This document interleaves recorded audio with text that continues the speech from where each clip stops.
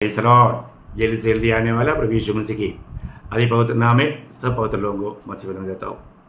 प्रभु की बड़ी दया, प्रभु ने और भी एक दिन हमें दान दिया। प्रभु का आलोचना, प्रभु का वचन हमें आपस में ध्यान करने के लिए प्रभु ने मौका दिया। वचन सुनना कितना श्रेष्ठ बात है, और वो ध्यान से सुनना और उसको समझना, अमल करना, अपने जीवन में लाते हुए प्रभु को महिमा करना, यही प्रभु का हमें वचन सुनाने के पीछे प्रभु का उद्देश्य है।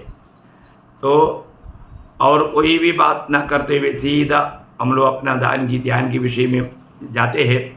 कल हम देख रहा था कि पत्रोस की गिरावट के 7 कारण, उनका 7 प्रकार 7 रीति में उनका जीवन में गिरावट आया। उसमें हमने 2 बात देखा। पहले बात हमने देखा कि जब समुद्र के ऊपर चल कर के उस आधी रात को उनके पास आने वाला, जबकि इतना समुद्र लहरों से, हवा से एक प्रतिकूल अनुभव में पड़ा हुआ अनुभव में प्रभु यीशु पानी के ऊपर चलते हुए आया। वो देख करके चले लोग घबरा गया, भूत भूत बोल कर चिल्लाया। तब प्रभु ने बोला, मैं हूं, डरो मत। तो पत्रोस ने बोला कि प्रभु अगर आप है तो मुझे पानी के ऊपर चलकर आपके पास आने के लिए आज्ञा दो। प्रभु ने बोला आओ। पत्रोस निकला, चला, लेकिन हम देखते हैं कि पत्रोस डर गया, हवा देख करके डर गया और वो डूबने लगा। तब प्रभु आकर के उसको हाथ दिया और उसको खड़ा किया, और प्रभु उसको बोलते हैं अल्प विश्वासी। तो यहाँ पर हमने पहले देखा पत्रोस का अल्प विश्वास। प्रियो, आज हम प्रभु में जीवन बिताते हैं तो हमें उस अल्प विश्वासी बनकर जीवन नहीं बिताना चाहिए। दूसरा हमने देखा पत्रोस का स्वयं, उसकी खुद की प्रशंसा, वो उसको धोखा दिया।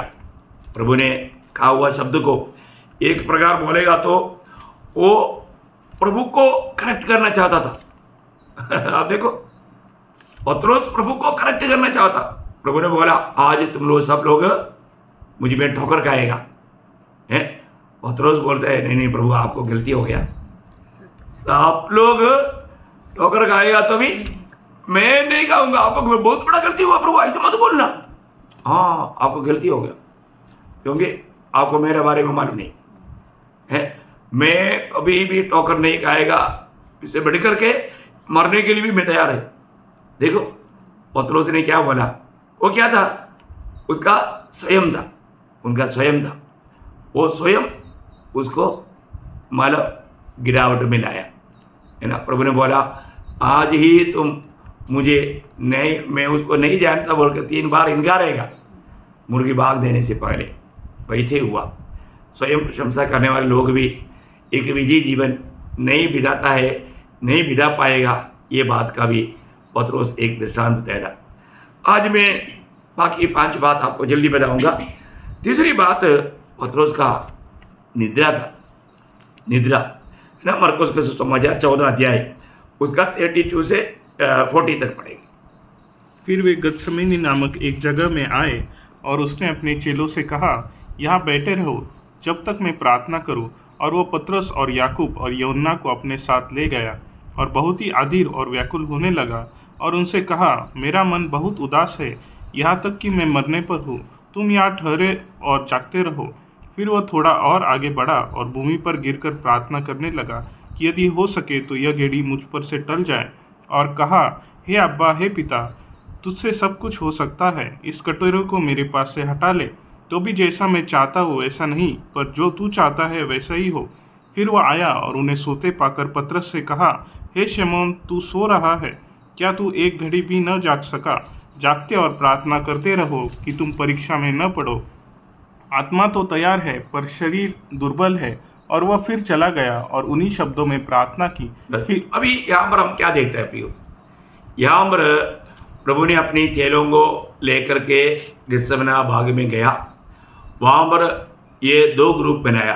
पहला ग्रुप में 8 लोग और दूसरा ग्रुप में 3 लोग, पत्रोस, याकूब, यूहन्ना।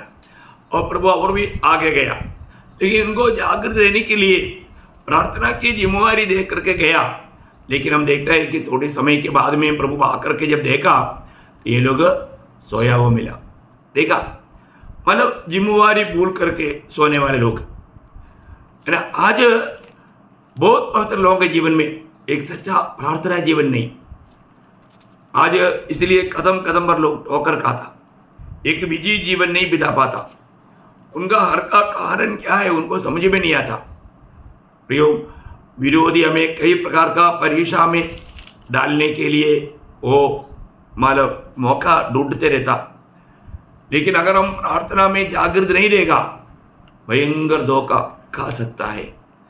यहाँ पर प्रार्थना में जागृत होना चाहिए था, लेकिन वो पत्रोस यहाँ पर हम देखते हैं कि सो गया।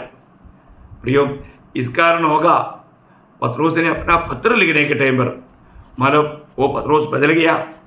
पत्रोस पत्र लिखने के टाइम पर एक खास बात उठाकर कहता है, पर पत्रोस का 4 अध्याय के 7 वचन में सब बातों का अंत तुरंत होने वाला है, सब बातों का अंत तुरंत होने वाला है, इसलिए संयमी होकर प्रार्थना के लिए सचेत रहो। देखा कितना अच्छा चेतावनी है प्रियो, कितना अच्छा चेतावनी है। जब प्रार्थना में गिरावट आया हुआ उसका खुद का जीवन में उसको अनुभव है, इसलिए अभी पत्रोस दूसरे लोगों को प्रोत्साहन देता है कि तुम लोग सचेत रहना, क्योंकि हर एक बातों का अंत तुरंत होने वाला है। अभी पत्रोस को प्रभु ने सिखाया वो सारे बात याद है। क्या याद है? क्योंकि प्रभु ने बोला था ये दुनिया बहुत प्रतिकूल में जाएगा, कष्ट में जाएगा, तकलीफ में जाएगा। तब जब मैं आने के समय में मेरे सामने खड़ा होना है तो तुम्हें योग्य बनना है तो क्या करना है?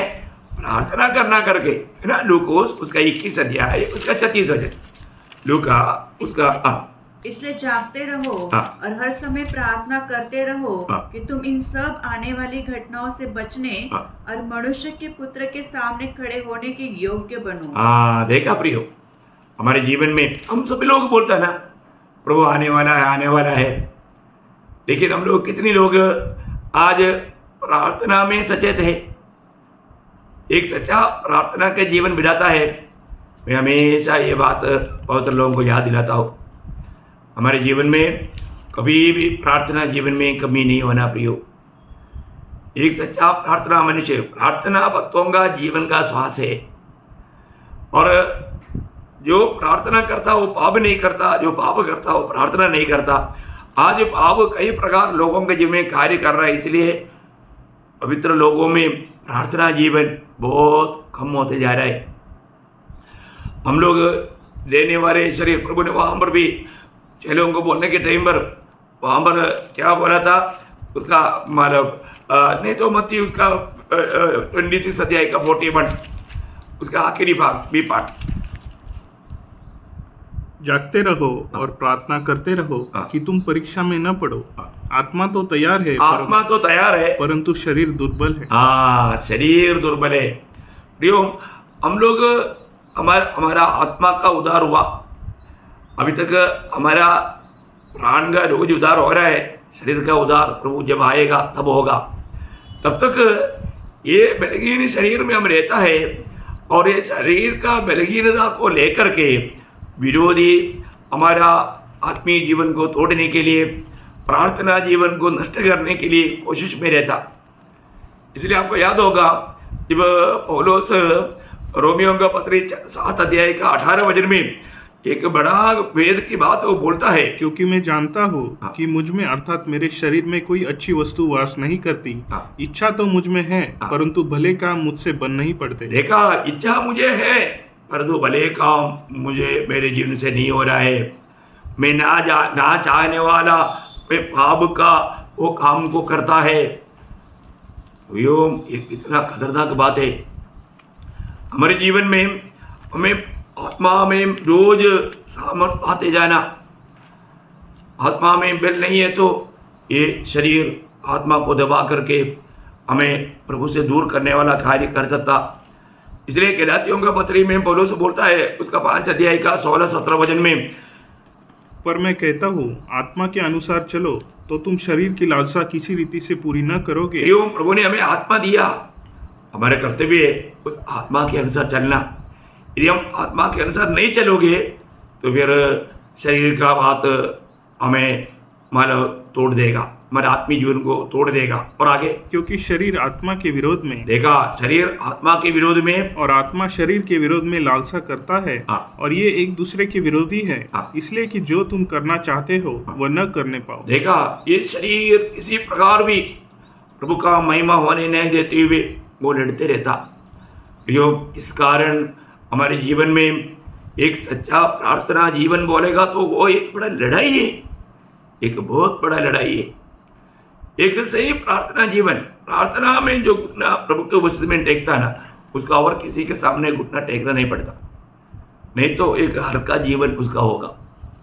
आपको मालूम है दानियल का प्रार्थना जीवन का बारे में, जब दानियल के खिलाफ बात आया, दानियल डरा नहीं, घबरा नहीं। क्यों? क्योंकि जब दानियल 6:10 में लिखा है, जब दानियल को मालूम हुआ कि उस पत्र पर हस्ताक्षर किया गया है, तो वह अपने घर में गया, जिसकी उपरोटी कटोरी की खिड़कियां यरूशलेम की ओर खुली रहती है, और अपनी रीति के अनुसार जैसा वह दिन में 3 बार अपने परमेश्वर के सामने घुटने टेक कर प्रार्थना और धन्यवाद करता था, वैसा ही तब भी करता रहा। देखा, आप देखिए, मतलब वो प्रभु को इस प्रतिकूल में भी प्रभु को धन्यवाद दे करके वो प्रार्थना में लगा रहा। उनका प्रार्थना जीवन में कुछ बाधा नहीं आया। और जो आज हम देखते हैं कि कई पवित्र लोगों के जीवन में थोड़ा कुछ प्रतिकूल आ गया तो सबसे पहले उन्होंने प्रार्थना करना ही छोड़ देता। कितना भयंकर बात है प्रियो। और कुछ लोग है सिर्फ समस्या आएगा सिर्फ उस समय में प्रार्थना करता, ये भी एक धोखा का बात है। हमारे जीवन में एक व्यक्तिगत रीति में सही प्रकार का एक सिस्टमैटिक प्रार्थना जीवन होते रहना, ये जरूरी बात है प्रियो। ऐसा लोग कभी भी कोई भी प्रतिकूल में नहीं डरेंगे, नहीं घबराएंगे, वो एक सच्चा विजय जीवन बिता पाएगा। तो यहाँ पर हम देखते हैं कि मतलब पत्रोस के जीवन में आया हुआ प्रार्थना जीवन का गठी वो सो गया। उन्होंने उस समय का गौरव नहीं समझा। अभी मतलब उसी रात को यीशु मसीह पकड़वाए जाने वाला है। कई प्रकार उनके साथ विरोधी कार्य करने जा रहा है, परंतु इन बातों का कोई भी बोझ चेलों में नहीं था। देखो, प्रभु ने ये सारे बात एडवांस में उनको बता चुका था, तभी भी उनको उन लोगों को आया हुआ वो समय के बारे में उन्होंने नहीं जाना। आज भी वही बात है ना। अभी हम जो जी रहे हैं प्रियो, मैं आपको साफ बताता हूँ, हम लोग उड़ा ले जाने वाला पीढ़ी है। अभी और एक प्रभु की सेवा के लिए एक पीढ़ी होगा करके मैं बिल्कुल विश्वास नहीं करता। हम लोग एकदम आखिरी पीढ़ी है। आखिरी पीढ़ी बोलेगा तो प्रभु का गुप्त आगमन में उड़ा ले जाने वालों का उस विषय रीति में। बाकी तो ये दुनिया चलते रहेगा, प्रभु का लोग जाएगा, 7 साल महाक्लेश रहेगा, फिर उसका अंत में यीशु मसीह बहुत लोगों के साथ आकर 1000 साल राज करेगा। 1000 साल के बाद में आखिर में गोग मागोग की लड़ाई रहेगा। इसके बाद में ये दुनिया बदल जाएगा। लंबा समय, मैं वो बात नहीं बोल रहा हूँ। अभी हम प्रभु का आगमन का निकटता में, गुप्त आगमन, प्रभु बादलों में आएगा, तो उसकी तैयारी में रहने के लिए प्रभु ने बोला तुम लोग सदा प्रार्थना में लगा रहना। तभी वापस एक बार लूका 21:36 पढ़ना। लूका 21:36। इसलिए जागते रहो और हर समय प्रार्थना करते रहो। देखा, जागते रहो और हर समय प्रार्थना करते रहो कि तुम इन सब आने वाली घटनाओं से बचने, बोलने का अर्थ दुनिया भर में होने वाला उस महाक्लेश की दिनों से बचने के लिए और मनुष्य के पुत्र के सामने प्रभु के आगमन में प्रभु के साथ जाने के लिए योग्य बनो। देखा, इसके लिए प्रार्थना जीवन बहुत अनिवार्य है। 4वां पत्रोस का गिरावट क्या था कि जब प्रतिकूल आया, प्रतिकूल को देखा, तो अपनी प्रभु को, गुरु को उन लोग पकड़ने के लिए जा रहा है, तब पत्रोस ने क्या किया, तुरंत अपने पास जो तलवार था वो निकाला और उन्होंने उसको उनको मारा। अच्छा हुआ उन्होंने तलवार फाइटिंग नहीं सीखा था। अभी उन्होंने मारा तो एक महायाजक का भेजा हुआ सिपाही का एक कान कट गया। उसका नाम मलकोस था करके लिखा ना, యోహన్నా 8 अध्याय का 10-11 वचन, सॉरी 18 యోహన్నా का सुसमाचार 18 अध्याय का 10-11 वचन। तब शिमोन पतरस ने तलवार जो हाँ। उसके पास थी खींची और महायाजक के दास पर चलाकर उसका दाहिना कान उड़ा दिया। उस दास का नाम मलकुस था। तब यीशु ने पतरस से कहा, अपनी तलवार म्यान में रख, जो कटोरा पिता ने मुझे दिया है क्या मैं उसे न पीऊं? देखा प्रियो, यहाँ पर अभी ये 3.5 साल सारे समस्याओं को हल करके चलाए हुआ प्रभु सामने रहते हुए भी यहाँ पर पतरस ने यहाँ का समस्या हल करने के लिए अपना तलवार निकाला। देखो कितना बड़ा अभिवेक है।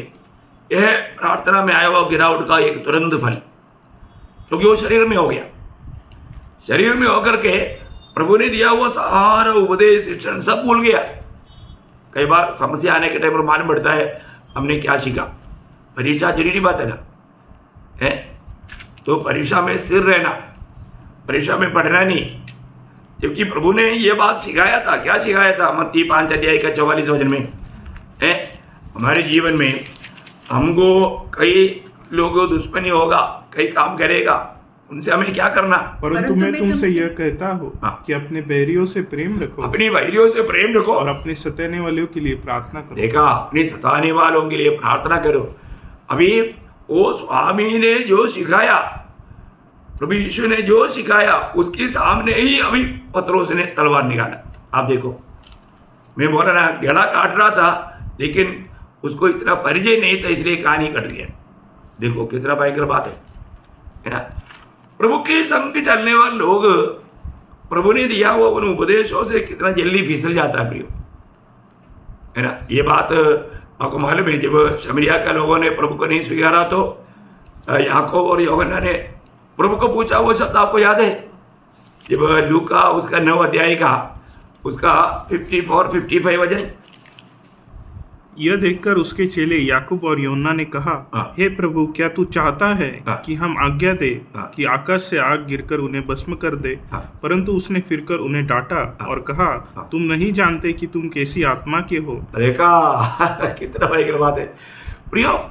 बदला लेना या इस प्रकार दुनिया के लोगों के जैसा कार्य करना, ये प्रभु का लोगों का काम नहीं। लेकिन प्रभु के साथ चलते हुए भी याकूब और यूहन्ना ने भी ऐसा काम करना चाहता था। कितना दुख भरा बात है। तो यहाँ पर वो पतरस का 4वां गिरावट था, उन्होंने तलवार निकाल करके मानव महायाजक का उस सिपाही को उनका कान काट दिया। और 5वां जब पतरस का गिरावट क्या था मालूम है, जब उनको पकड़ कर ले जा रहा था तो पतरस प्रभु के साथ नहीं चला। फिर कैसे चला मालूम है? जब लूका उसका 22 अध्याय का 54, फिर वे उसे पकड़कर ले चले और महायाजक के घर में लाए। पतरस दूर ही दूर उसके पीछे, देखा दूर ही दूर, कैसा दूर ही दूर उसके पीछे पीछे चलता था। हाँ, दूर ही दूर बोलेगा तो उनके साथ भी नहीं, इनके साथ भी नहीं, इसका मिडिल में, ऐसा एक शब्द का अर्थ है। बहुत भयंकर बात है। मतलब वो यही बात को जब मत्ती में जो लिखा है 26 का 58 पढ़ना, 26 का 58। पतरस दूर ही दूर हाँ उसके पीछे पीछे महायाजक के आंगन तक गया। हाँ, दूर ही दूर बोलेगा तो मतलब क्या बोलेगा, मतलब एक सीमा छोड़ करके उतना दूरी में रह करके वो चलते रहा। बोलने का अर्थ मतलब वो दुखियों के साथ भी नहीं और पकड़ कर ले जाने वालों को भी साथ नहीं, बीच में ऐसे एक अवस्था उसका था करके हम लोग देखता है। इसका मतलब कोई पूछेगा तुम किसका पक्ष का है? नहीं नहीं, मैं उधर भी नहीं उसका पक्ष नहीं, इधर भी नहीं।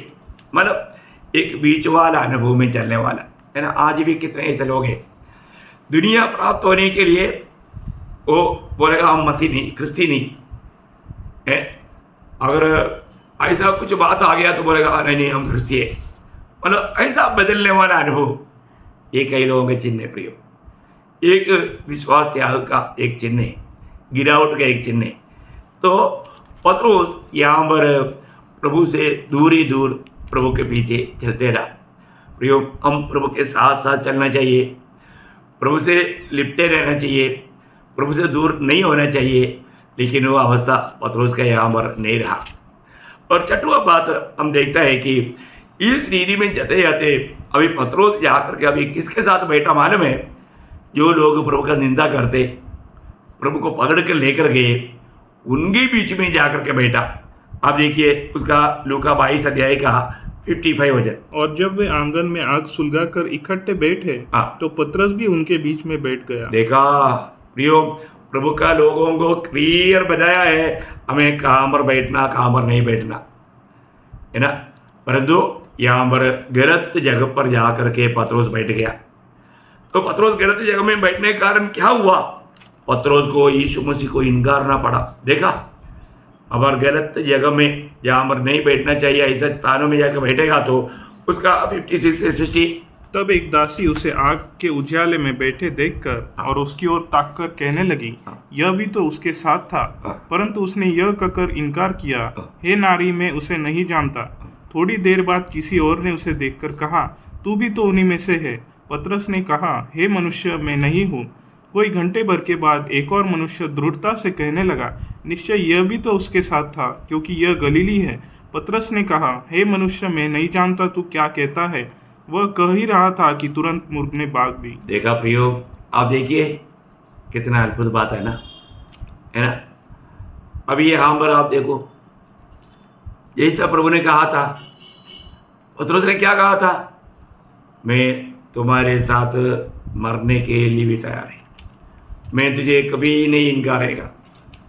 सब लोग ठोकर खा सकता, मैं ठोकर नहीं खाऊंगा। लेकिन आप देखिए प्रियो, है ना, हम स्वयं में कोई भी निर्णय लेता है ना, वो बुरी तरह से हार जाएगा। अब यहाँ पर पतरस कितना बुरी तरह से, है ना, 3 बार इनकार है। एक बार कसम खा करके उन्होंने बोला कि हम मैं तो जानता ही नहीं, बोलकर कसम खाया। कितना भयंकर बात है, कितना भयंकर बात है ना, कितना दुखदायी बात है। हमें जो अलगवाई चाहिए, प्रभु में आने के बाद में जिस प्रकार वचन कहता है उस प्रकार अगर हम अलगवाई में एक सच्चा पवित्र जीवन में नहीं रहेगा तो हम प्रभु को इनकारने वाला काम करेगा, गिरावट का काम ही कुछ बात हो जाएगा। प्रभु हमें स्वीकारना है तो प्रभु ने हमें दुनिया से अलग किया है तो हमें अलग रहना चाहिए।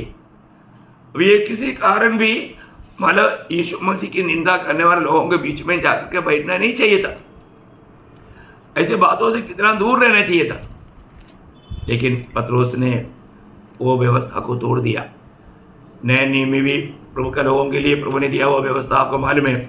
2 कोरिन्थी 6 अध्याय का 14 से 18 तक पौलुस बोलता है, अविश्वासियों के साथ असमान जुए में न जुतो, क्योंकि धार्मिकता और अधर्म का क्या मेल जोल, या ज्योति और अंधकार की क्या संगति, और मसीह का बलियाल के साथ क्या लगाव, या विश्वासी के साथ अविश्वासी का क्या नाता, और मूर्तियों के साथ परमेश्वर के मंदिर का क्या संबंध। क्योंकि हम तो जीवित परमेश्वर के मंदिर है। जैसे परमेश्वर ने कहा है, मैं उनमें बसूंगा और उनमें चला फिरा करूंगा, और मैं उनका परमेश्वर होऊंगा और वे मेरे लोग होंगे। इसलिए प्रभु कहता है, उनके बीच में से निकलो और अलग रहो, और अशुद्ध वस्तु को मत छुओ, तो मैं तुम्हें ग्रहण करूंगा, और मैं तुम्हारा पिता होऊंगा और तुम मेरे बेटे और बेटियां होगे। यह सर्वशक्तिमान प्रभु परमेश्वर का वचन है। कितना अनोखा बात है।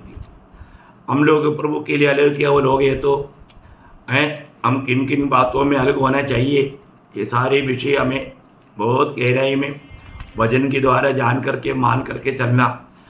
परंतु यहाँ पर ये अलगवाई तोड़ने के कारण पतरस के जीवन में प्रभु को इनकारने वाला अनुभव आया, है ना। इसके मतलब विरोधियों के साथ का वो संगति पतरस के जीवन में कितना बड़ा गिरावट लाया करके हम देखते हैं। प्रभु हमारे जीवन में भी अगर हम गलत संगति में रहेगा तो जीवन में बहुत बड़ा गिरावट आएगा, आत्मीय जीवन का पतन हो जाएगा। हमें ये बात में सावधान रहना चाहिए। इस कुटिल पीढ़ी से प्रभु ने हमको बचाया तो प्रभु का एकलीसिया, प्रभु का मंडली एकदम अलग है। वो प्रभु का महिमा के लिए अलग क्या लोग हैं, वो बिल्कुल प्रभु के लोगों का साथ संगति में रहकर आगे चलना चाहिए। आखिरी पतरस का गिरावट का बात 7वीं बात भी बोलकर मैं खत्म करना चाहूँगा। वो अपना पुराना जीवन और जीविका का मार्ग में चला गया। आपको मालूम है, जबकि यीशु मसीह जी उठने के बाद उनसे भेंट हुआ, जी उड़ा हुआ प्रभु को मिलने के बाद में भी पतरस के जीवन में आया हुआ वो भयंकर गिरावट आप देखिए, है ना। जब यूहन्ना का सुसमाचार 21 अध्याय उसका 2 से 5, शमौन पतरस और थोमा जो दिमुलुस कहलाता है और गलील के काना नगर का नतनेल और जब्दी के पुत्र और उसके चेलों में से 2 जन इकट्ठे थे। शमौन पतरस ने उनसे कहा, मैं मछली पकड़ने जा रहा हूँ। उन्होंने उससे कहा, हम भी तेरे साथ चलते हैं। अतः वे निकलकर नाव पर चढ़े, परंतु उस रात कुछ न पकड़ा। भोर होते ही यीशु किनारे पर आ खड़ा हुआ, तो भी चेलों ने नहीं पहचाना कि ये यीशु है। तब यीशु ने उनसे कहा, हे बालकों, क्या तुम्हारे पास कुछ मछलियाँ हैं? उन्होंने उत्तर दिया, नहीं। उसने उनसे कहा, नाव की दाहिनी ओर जाल डालो तो पाओगे। अतः अभी देखिए यहाँ पर हम देखता है कि प्रभु यीशु मसीह अपनी चेलों को ढूंढ कर समुद्र के किनारे में आया। आपको मालूम है, जब एक बार लूका 5 अध्याय में हम देखते हैं कि वहाँ पर जाल डालने की अवस्था में पतरस को बुलाया था, वहाँ पर भी वो खाली खड़ा था, परंतु वहाँ पर भी एक बड़ा मछली का झुंड उसको मिल गया, 2 जहाज भर गया तर्क करके हम लोग वहाँ पर देखते हैं। लेकिन यहाँ पर उस रात पर उन्होंने मेहनत किया, कुछ भी नहीं मिला। प्रियो मसीह बिना जीवन यात्रा व्यर्थ है, ये बात को हमें समझना चाहिए। अभी यहाँ पर वो लोग जब आया तो यीशु मसीह ने यहाँ पर क्या है, एक उसका 9 वचन थोड़ा पढ़ना। जब वे किनारे पर उतरे तो उन्होंने कोयले की आग, कोयले की आग, देखिए यहाँ पर प्रभु ने कोयले की आग का प्रबंध किया। क्यों प्रबंध किया होगा आपको मालूम है? क्योंकि एक कोयले की आग के सामने बैठ करके यीशु मसीह को 3 बार इनकारा था। आपको याद है ना, जब उसका यूहन्ना 18 अध्याय है उसका 18 वचन, दासी और प्यादे जाड़े के कारण कोयले के दगदगते खड़े हुए आग तप रहे थे। देखा, वे लोग उस आग ताप रहे थे। वहां पर उनका 25-26 शमौन पतरस खड़ा हुआ आग तप रहा था। तब उन्होंने उसे कहा, कहीं तू भी उनके चेलों में से तो नहीं है? उसने इनकार करके कहा, मैं नहीं हूँ। देखा, जिस स्थान में उन्होंने इनकारा था वो स्थान कौन सा था? आग तापने वाला स्थान था। तो अभी यहाँ पर आग तापने के लिए अभी ये लोग समुद्र में काम करके आया, तो रात भर ठंडी हवा लेकर के पानी की उस मानव संबंध में शरीर पूरा ठंडा होकर के हवा में बिल्कुल ठंडा पड़ करके आया, तो उनके लिए गरम गरम मछली फ्राई, साथ ही साथ आग सेकने के लिए भी प्रभु ने मौका दिया। ये सब होने के बाद में पतरस को प्रभु विशेष करके एक बात पूछता है। देखिए 3 बार इनकारा हुआ पतरस को, यहाँ पर 3 बार प्रभु एक बात पूछा। उसका 15 से 17 वचन। भोजन करने के बाद यीशु ने शिमोन पतरस से कहा, हे शिमोन यूहन्ना के पुत्र, क्या तू इन सबसे बढ़कर मुझसे प्रेम रखता है? उसने उससे कहा, हाँ प्रभु, तू तो जानता है कि मैं तुझसे प्रीति रखता हूँ। उसने उसे कहा, मेरे मेमनों को चरा। उसने फिर दूसरी बार उससे कहा, हे शिमोन यूहन्ना के पुत्र, क्या तू मुझसे प्रेम रखता है? उसने उसे कहा, हाँ प्रभु, तू जानता है कि मैं तुझसे प्रीति रखता हूँ। उसने उसे कहा, मेरी भेड़ियों की रखवाली कर। उसने तीसरी बार उससे कहा, हे शिमोन यूहन्ना के पुत्र, क्या तू मुझसे प्रीति रखता है? पतरस उदास हुआ कि उसने उसे तीसरी बार ऐसा कहा, क्या तू मुझसे प्रीति रखता है? और उसने कहा, हे प्रभु, तू तो सब कुछ जानता है, तू ये जानता है कि मैं तुझसे प्रीति रखता हूँ। यीशु ने उसे कहा, मेरी भेड़ियों को चरा। देखो कितना अनोखा एक संभव है, आप देखिए, है ना। प्रभु पहले 2 बार पतरस को बोलता है कि तू मुझसे अगप्पे प्रेम करता है क्या? तब पतरस का जवाब क्या था? मैं प्रीति रखता हूँ। बोलेगा तो जो भाईचारा का प्रीति, मतलब मित्रों के बीच में होने वाला फीलिया है, वो प्रीति रखता है, वो बात बताया। तीसरी बात प्रभु ने उनको फीलिया प्रेम करके पूछा है, तब पतरस का दिल टूट गया। पतरस बोलता है, प्रभु तो सब जानता है, प्रभु सब जानता है। देखा, प्रभु को प्रेम करने वालों को प्रभु कितना बड़ा जिम्मेवारी सौंपता है प्रियो। ये बहुत बड़ी बात है। आज भी प्रभु को प्रेम करने वालों को ढूंढ रहा है। आज हम जो भी काम करता है प्रभु में करने का अर्थ प्रेम में करना।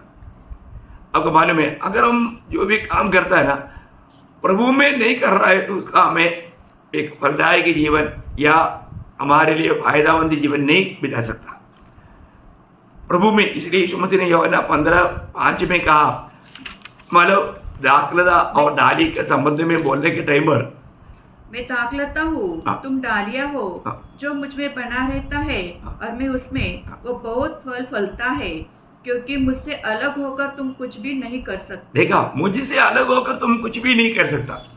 अभी वो लोग प्रभु को छोड़ कर गया था, यहाँ पर उनको एक छोटा सा करी बनाने के लिए भी मछली नहीं मिला है। एक प्रकार बोलेगा तो करी क्या, एक मछली टेस्ट के लिए भी नहीं मिला। आप देखिए कितना दुखदायक बात है। प्रभु का बिना कभी भी हमारे जीवन आशीषदायक नहीं बन सकता प्रियो, है ना। प्रभु में बना रहना, मसीह में बना रहेगा तो हम अच्छा बहुत फलदायक जीवन बिता पाएगा। सादा फल भी नहीं, बहुत फल, ये बहुत श्रेष्ठ बात है। तो आज प्रभु को प्रेम करना, कैसे प्रेम करना, वो भी प्रभु ने क्लियर व्यवस्था दी। आपको याद होगा मत्ती के सुसमाचार 10 अध्याय इसका 37-38 वचन, मत्ती 10 अध्याय का 37-38। जो माता या पिता को मुझसे अधिक प्रिय जानता है वो मेरे योग्य नहीं, और जो बेटा या बेटी को मुझसे अधिक प्रिय जानता है वह मेरे योग्य नहीं, और जो अपना क्रूस लेकर मेरे पीछे न चले वह मेरे योग्य नहीं। बस अभी यहाँ पर मतलब बोलने का अर्थ क्या है, सबसे बढ़कर के प्रभु को प्रेम करना। प्रभु से बढ़कर हम किसी से भी प्यार करेगा तो वो प्रभु का योग्य नहीं, ये प्रभु ने साफ बताया। हमें अपने जीवन को परखना है प्रियो, हम सही में ऐसा प्रेम प्रभु को करता है क्या, हमें इसका उत्तर देना है। क्योंकि पहला कुरिन्थियों 16:22 में लिखा है, जो हमारे प्रभु यीशु मसीह को प्यार नहीं करता वो श्रापित है। प्रियो, हमें प्यार करना, कैसा भी प्यार नहीं, प्रभु ने बताया हुआ उस व्यवस्था के अनुसार का प्यार, वो प्यार आज मैं प्रभु से कर पा रहे क्या। प्रभु ने पतरस को ये बात पूछा और वहाँ पर हम देखते हैं कि पतरस को प्रभु ने बहुत बड़ा जिम्मेवारी सौंपा। प्रभु के मेमनों को चराने के लिए, प्रभु के उन भेड़ों को चराने के लिए एक बहुत बड़ा नियुक्ति पतरस ने पाया। मैं आपको बताना चाहता हूँ, आज प्रभु हमें परखता है तो हमारे जीवन की अवस्था कहाँ पर है। पतरस का 7 गिरावट का बारे में हमने देखा। पहले बात उनका अल्प विश्वास था। आज हमारा विश्वास कैसा है ये हमें परखकर जानना चाहिए। दूसरी बात उनका स्वयं प्रशंसा था, उनको अपने ऊपर बहुत भरोसा था।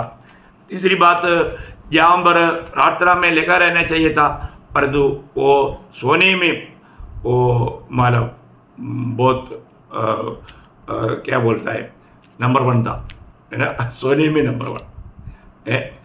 और चारवां बात, प्रतिकूल को देख करके उन्होंने अपनी तलवार चलाया, अपनी गुरु का सारे उपदेश को तोड़कर, प्रभु से आलोचना ना लेकर वो अपनी ताकत पर वो काम करने वाला बना। और पांचवा बात हम देखा है कि प्रभु के साथ जो मरने के लिए तैयार था, पर जो प्रभु से दूर है, मतलब जबकि मैं प्रभु को नहीं जानता, इस प्रकार का अभिनय करके वो चलते हुए हम देखता। और छठवीं बात हमने देखा, ये पतरस जाकर के जो प्रभु की विरोधी लोग हैं उनके साथ जाकर के, उनमें जाकर के बैठ करके आखिर में उसको यीशु मसीह को इनकारना पड़ा।